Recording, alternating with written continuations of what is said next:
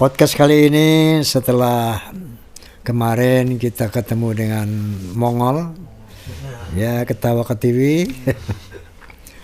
Sekarang saya harus menyikapi pernyataan dari saudara Rizik Syihab yang menyatakan bahwa beliau adalah pendiri Fahmi Tamami dan membubarkan Fahmi Tamami. Ini tentu saja buat saya sesuatu yang absurd, yang lucu lah, mohon maaf ya.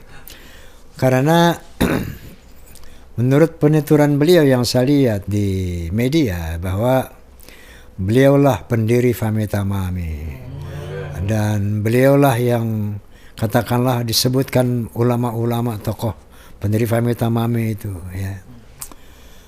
Baik, saya ingin jelaskan secara kronologis berdirinya Fahmi Tamami. Bahwa pada tahun 2007 Fahmi Tamami dibentuk yang menginisiasi saya. Kemudian saya yang mengontak ulama-ulama saya, bukan saudara Habib Rizik Syihab. Pertama yang saya kontak adalah pimpinan Ketua Umum Nahdlatul Ulama almarhum Kiai Haji Hashim Muzadi al-maghfurlah, amin. Yang kedua saya kontak Prof. Din Samsuddin, saat itu beliau sebagai Ketua Umum Muhammadiyah. Yang ketiga saya kontak Profesor Tarmizi Tahir, beliau adalah mantan Menteri Agama dan saat itu menjabat sebagai Ketua Dewan Masjid Indonesia. Kemudian saya kontak Kiai Haji Nur Iskandar SQ. Kemudian saya kontak Kiai Haji Zainuddin MZ. Habib Rizik tidak saya kontak, tidak berkonsultasi. Yang saya kontak beliau ini semua. Saya ceritakan bagaimana bahwa kita harus mendirikan sebuah, artinya ada yang harus kita sikapi dari teman-teman kita yang saat itu ya banyak mengambil kepemimpinan, kepengurusan masjid, takmir masjid. Nah ini termasuk masjid saya sendiri waktu itu, Husnul Khotimah di Mampang. Ternyata kepengurusannya sudah beralih dan pola peribadatan juga beralih. Nah ini saya sampaikan kepada beliau-beliau tadi, apakah ada di NU, apakah ada di Muhammadiyah. Kemudian saya bertanya kepada Profesor Tarmizi Tahir, apakah dengar keluhan-keluhan umat Islam. Saya sampaikan kepada Kiai Nur Muhammad Iskandar SQ, saya sampaikan kepada Kiai Zainuddin Amzad ya. Nah, yang berkomunikasi saya, bukan saudara Rizik Syihab. Kalau saudara Rizik Syihab menyebutkan nama-nama itu, beliau tahu dari foto yang saya buat, foto penggagas, foto yang merestui apa ini, pendirian ini, lalu diantar oleh sekjen yang ketiga, yaitu Kiai Haji Lutfi Zubaid. Antar nih ke rumah Habib Rizik Syihab, serahkan nih. Jadi beliau tahu tuh nama-nama ulama yang kemarin dia sebutin sama beliau. Tahunya dari foto itu. Bukan beliau berkomunikasi, nggak ada. Saya yang komunikasi. Oke. Nah, jadi begitu saya komunikasi sama beliau semua, saya ke rumah Zainuddin Amzad, saya nyatakan ini bahwa ada kepentingan kita membuat organisasi. Ya, karena untuk mengcounter sesuatu yang ya katakanlah, mohon maaf ya,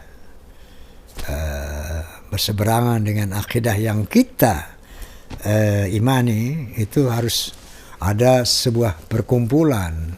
Karena ada athar dari Sayyidina Ali karamallahu wajhah yang berbunyi begini, al-haqqu bila nizam yughlibuhul batil bin nizam. Sesuatu kebaikan, kebenaran yang tidak terorganisir akan dikalahkan oleh kebatilan yang terorganisir. Maka kita dirikanlah Fahmi Tamami. Nah, adapun saya menjadi ketua umum Fahmi Tamami saat itu, Karena saya didaulat oleh Kiai Haji Hashim Muzadi dan teman-teman, bahwa karena Roma yang bergerak pertama, Roma yang menginisiasi pertama, maka Roma Irama ketua umum. Nah, jadi dari saat itu sampai saat ini, Roma Irama alhamdulillah masih jadi ketua umum Fahmi Tamami, Forum Silaturahmi Takmir Masjid dan Mushola Indonesia. Nah, adapun nama Fahmi Tamami itu yang bikin Roma Irama, yang menginisiasi ormas ini Roma Irama. Saya yang bikin Fahmi Tamami. Dari mana? Fahmi dari bahasa Arab itu faham, pemahaman. Tamam itu sempurna. Fahmi Tamami, pemahaman yang sempurna. Maksudnya dalam rangka menjaga akidah Ahlussunnah wal Jamaah yang tamam. Kemudian saya juga yang membuat logonya. Logo masjid dan musola. Ada 2 kubah, besar dan kecil. Saya yang bikin logonya. Nah, kemudian yang membuat ADART, saya bersama sekjen yang pertama, yaitu Saudara Haji Tatang Mukhtar. Beliau adalah waktu itu Panglima Banser. Saya, Saudara Mukhtar, dan dibantu oleh beberapa ulama. Di Masjid Husnul Khotimah kita buat itu ADART. Rizik Syihab nggak ada, nggak ikut campur. Nah kemudian setelah kita deklarasikan pada kalau nggak salah Ramadan itu ya, kalau nggak salah 12 September tahun 2007 kita deklarasikan, juga nggak ada yang namanya Saudara Rizik Syihab. Deklarasi nggak ada, bikin ADART, semua nggak hadir, nggak ada. Beliau menandatangani ketika di Rumah Zainuddin MZ ada beliau. Dan atas saran daripada Kiai NU dan semuanya, ya pendiri itu cuman ya cukup 3 orang saja. Saat itu ada saya, Kiai Zainuddin, kebetulan ada Saudara Rizik Syihab. Nah, ikutlah tanda tangan saya minta. Itu aja peran beliau itu. Bukan saya pendiri Fahmi Tamami, sekarang saya bubarkan. Itu buat saya jadi astagfirullahalazim, nggak begitu. Itu sesuatu yang nggak masuk akal sama sekali. Astagfirullahalazim. Mohon maaf kalau saya ketawa nih, bukan mengejek ya. Tapi kaget saya. Kok bisa beliau menyatakan begitu berani, menyatakan saya pendiri. Yang pendiri banget tuh Roma Irama. Yang banget pendiri. Oke. Nah, saya ceritakan bahwa setiap ormas atau orpol itu harus mendaftar ulang setiap 5 tahun secara periodik. Nah, Fahmi Tamami, karena saya sibuk melantik daerah-daerah, wilayah-wilayah sampai ke seluruh Indonesia, 30 provinsi kurang lebih sudah dilantik. Itu kita abai, lupalah nggak ke situ gitu, nggak mengurus SK ulang gitu kan. Nah, selama kita mengadakan tur pelantikan itu ke berbagai daerah berdarah-darah, luar biasa capeknya, dibantu oleh sekjen karena ada pergantian 3 kali sekjen. Yang pertama adalah sekjen Fahmi Tamami adalah Haji Tatang Mukhtar, Panglima Banser.